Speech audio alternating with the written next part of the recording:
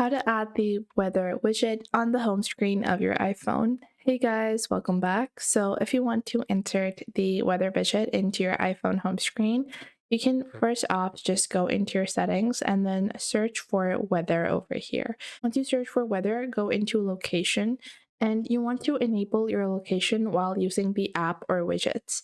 And then once you do that, you can go back into your home screen. Now, once you're in your home screen, do a long press on your screen and your icons will start doing the wiggle. And once they are doing the wiggle, you're going to click on the top left button icon.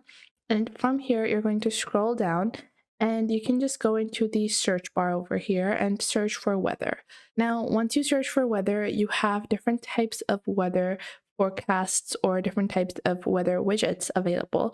So you have a sunrise and sunset widget. You also have a daily forecast widget, a details widget, a forecast large widget, and a smaller version of that as well. So let's say I want to use this one over here. So I can just click on this and then click on add widget. And now this widget will be inserted into my home screen. And once you do that, you can click on the widget to get details, and that is how you can add the weather widget into your iPhone home screen. I hope you guys found this video helpful. If you did, make sure to leave a like and subscribe.